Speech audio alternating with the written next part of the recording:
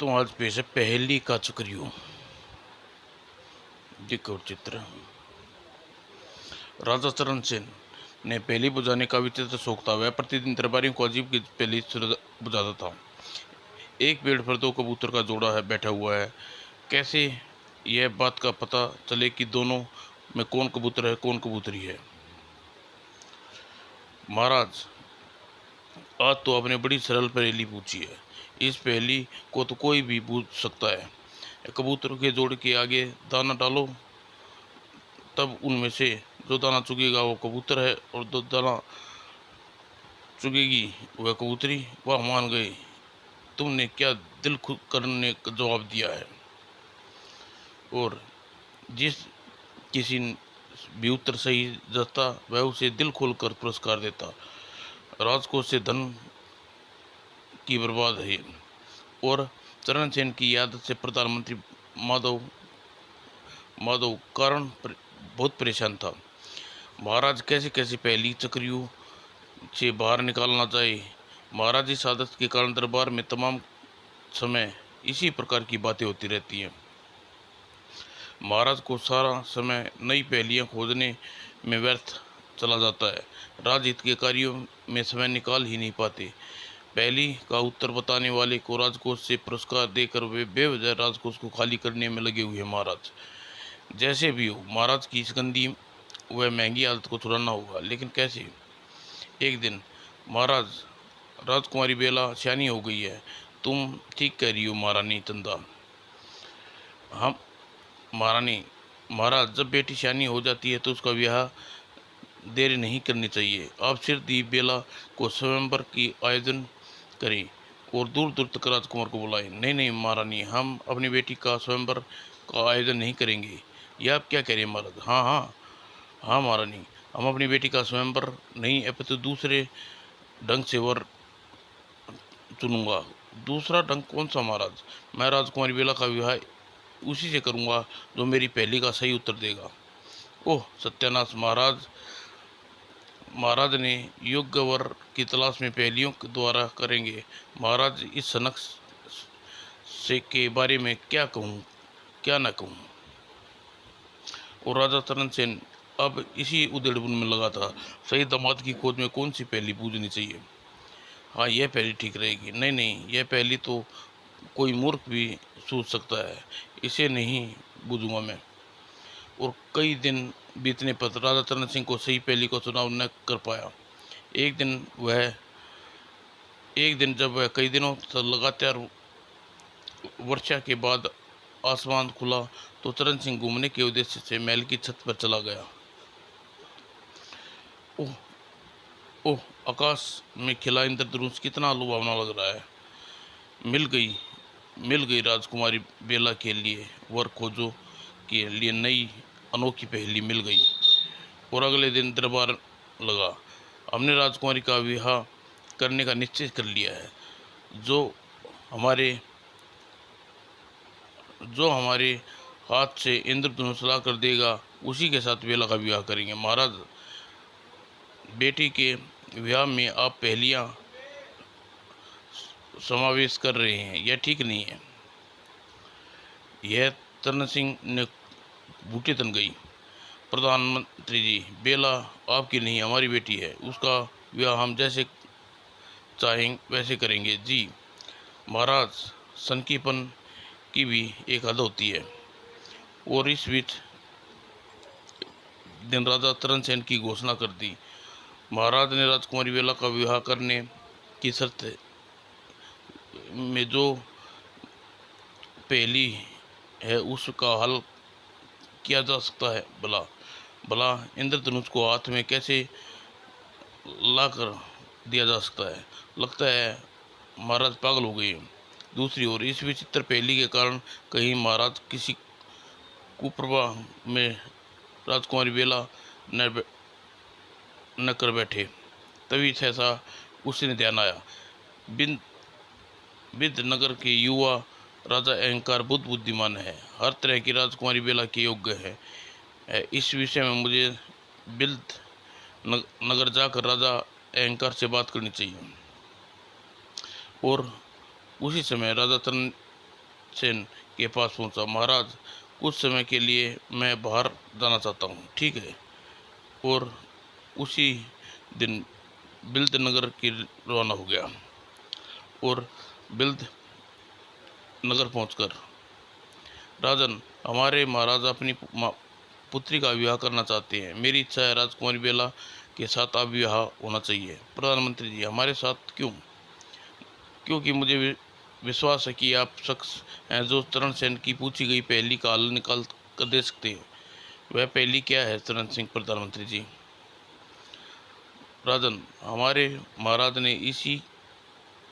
महाराज उसी के साथ राजकुमारी बेला का विवाह करेंगे जो उसके द्वारा पूछी पहेली को हल कर पाएगा। ओह ऐसा, यह तो विचित्र बात बताई आपने।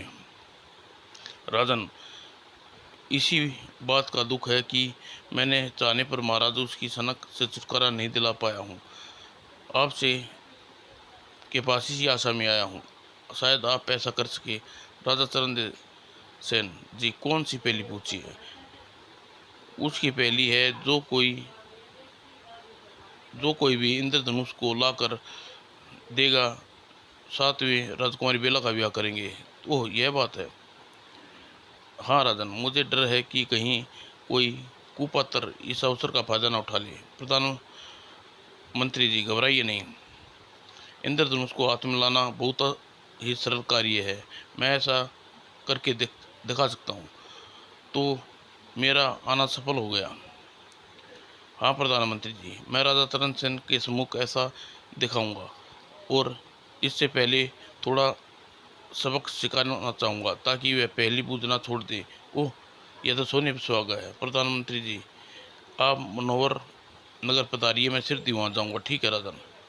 और इस घटना के 10 दिन पश्चात राजा अलंकार मोहन नगर में, महाराज आपकी पुत्री बेला के साथ विवाह करना चाहता हूँ। राजन, राजकुमारी बेला के साथ विवाह कर पाएगा जो मेरे हाथ में इंद्रधनुष ला कर रखेगा।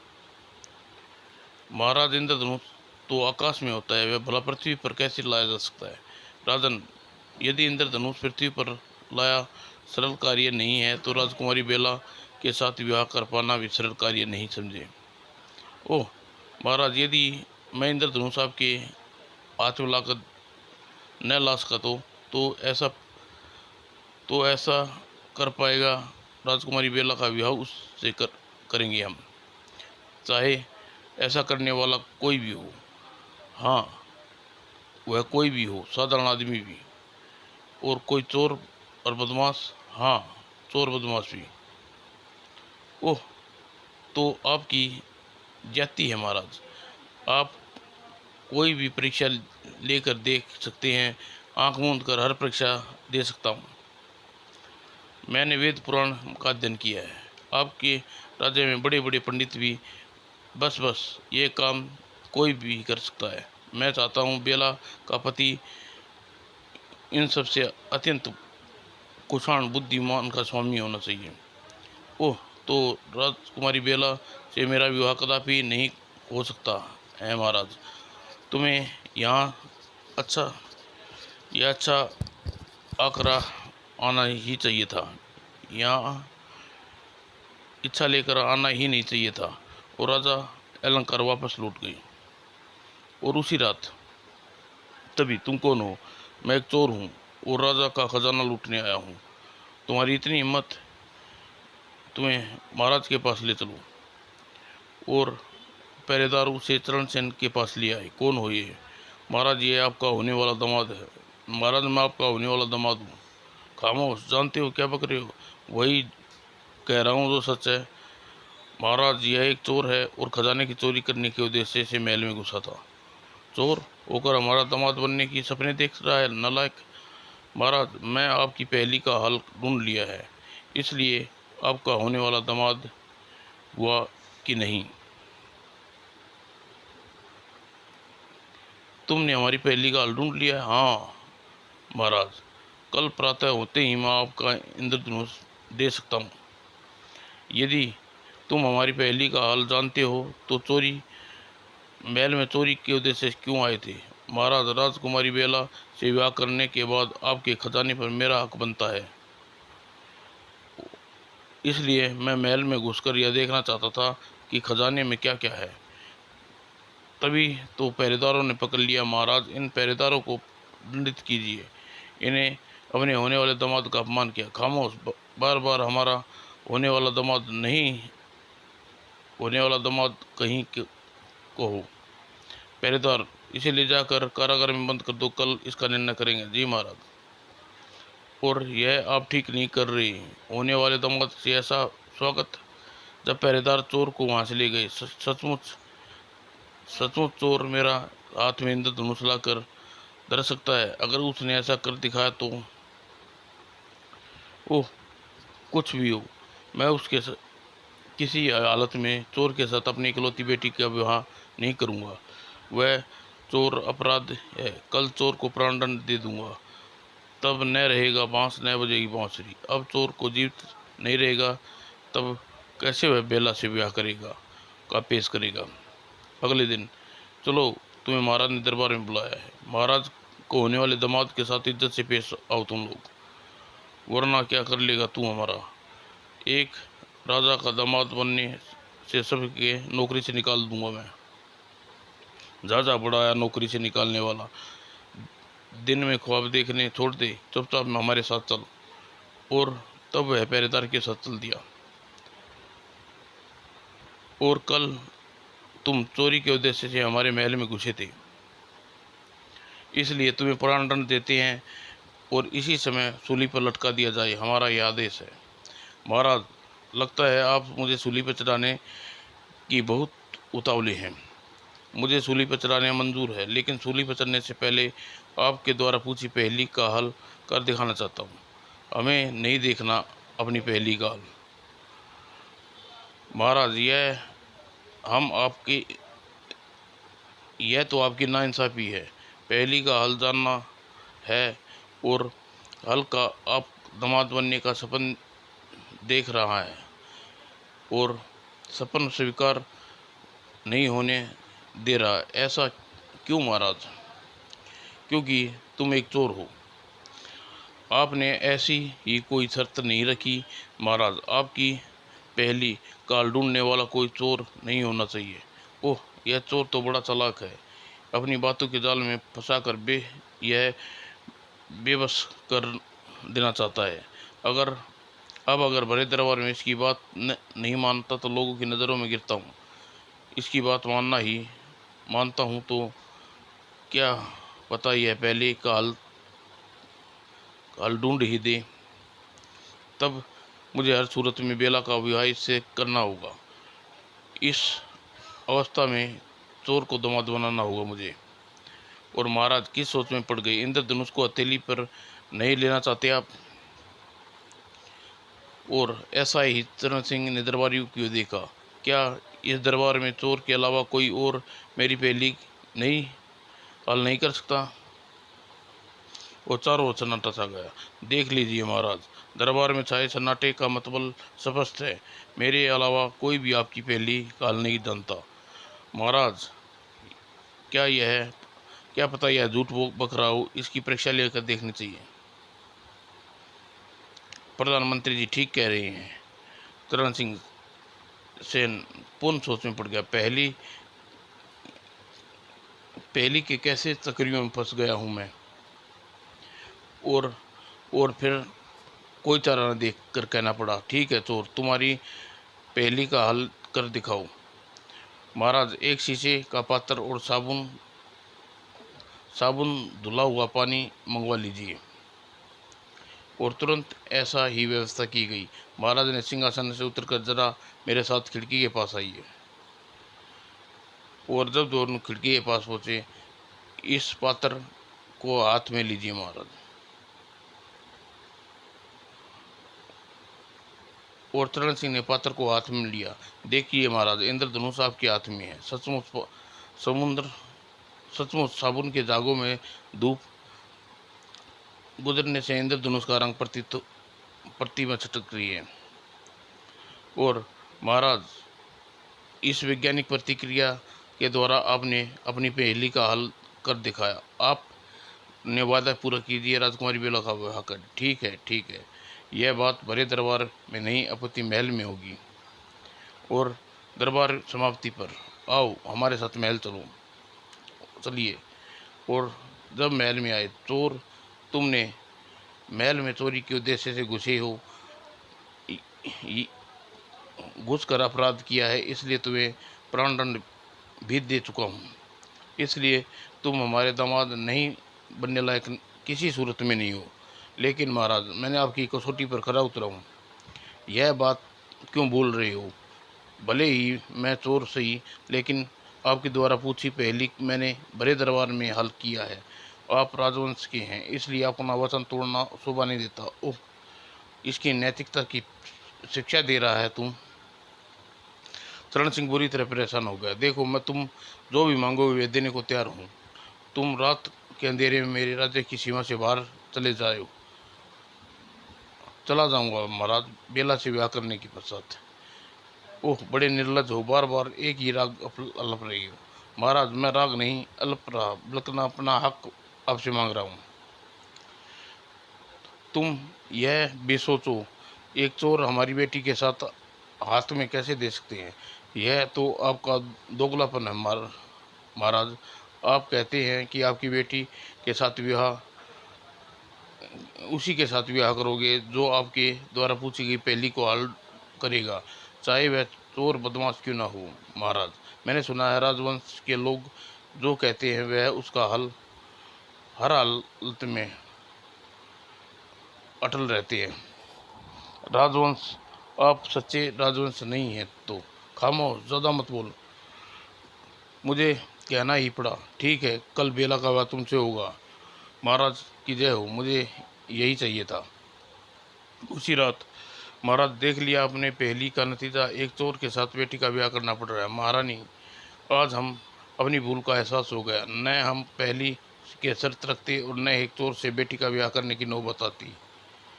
अब चेतना से क्या होगा महाराज। बेटी का भाग्य तो आपने अपनी पहली से फोड़ दिया और अगले दिन चोर को दूल्हा बनाएगा। और फिर उदास मन से चरण सिंह ने बेला का विवाह चोर से किया। और पश्चात, अच्छा महाराज, अब हमें विदा दीजिए। अपना पता ठिकाना तो बताते चले जाओ। बेला की के यहाँ कुछ ले जाओगे तुम? चोर का भी कोई पता ठिकाना होता है महाराज। आज यहाँ, कल यहाँ। ओह! और चरण सिंह ने चोर के साथ बेला का विदा कर दिया और उसका हृदय रो रहा था। और दूसरी ओर वह राजा अहंकार ने बड़ी अक्लमंदी का कायल हो गया हूँ। किस बुद्धिमानी के साथ तुमने महाराज को सबक सिखाया है। और इस घटना के कुछ दिन पश्चात, महाराज, मैं बिदर नगर का दूत आपके नाम अपने महाराज का पत्र लाया हूँ। दूत से चरण सेन पत्र लिया। महाराज, आपने विवाह खुशी से पूर्णिमा को एक राजभोज का आयोजन कर दिया है। उसके आप सादर आमंत्रित है। राजा अहंकार बिल्दनगर। दूत, अपने राजा से कहना हम प्रतिभोज में अवश्य आएंगे। और पूर्णिमा के दिन कई दिन पहले चंद्रसेन बिल्दनगर के लिए प्रस्थान किया और बिल्दनगर पहुंचकर, आइए महाराज बिल्द, आपका स्वागत है। आइए महाराज, सबसे पहले अपनी नवविवाहिता रानी से मिलवाता हूँ। वह रानी चंद्रसेन से अपने रंग महल में ले आया। महाराज, यही है मेरी रानी। घूंघट क्यों कर रखा है? घूंघट हटा दो। और जब रानी ने घूंघट, बेला तुम? पिताजी, तुम्हारा विवाह एक चोर के साथ हुआ था। मैं वही चोर था महाराज। तुम चोर थे? तुमने चोर का बहरूप क्यों धरा था राजा बलकार? महाराज, दुष्टता के लिए क्षमा, ऐसा करने की आपकी बंद आंख खोलना चाहता था। वह कैसे? महाराज, आपकी जिद के कारण एक चोर के साथ अपनी एकलौती बेटी का ब्याह करना पड़ा। यह दुख आपको एक सरलता रहा होगा कि तो चोर के रूप में आप वास्तव में मैं कोई चोर नहीं आपकी बेटी से ब्याह ले जाता। यदि वास्तव में कोई चोर आपकी बेटी को ब्याह ले जाता तो आप अपने वायदे से बंद होने के कारण कारण जब कुछ नहीं कर सकते थे। इस प्रकार आपकी इकलौती बेटी का भाग्य सदा के लिए फूट जा चुका होता। ओह, यह बात तुमने वास्तव में ही मेरी आँख खोल दी थी बेटा। तुम ठीक कहते हो।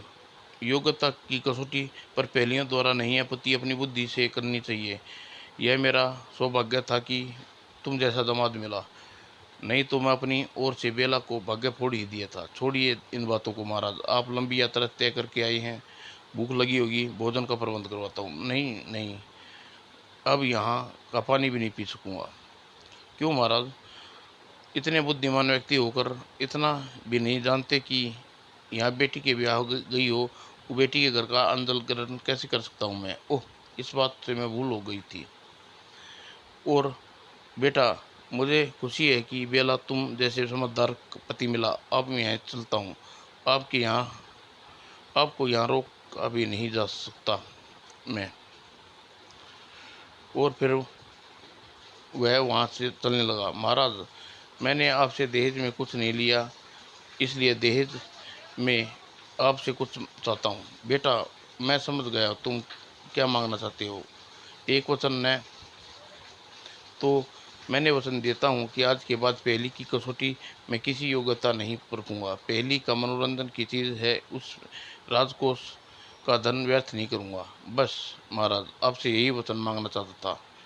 और राजा चरण सेन के आदेश पर सारथी ने रथ आगे बढ़ा दिया। समाप्त दोस्तों।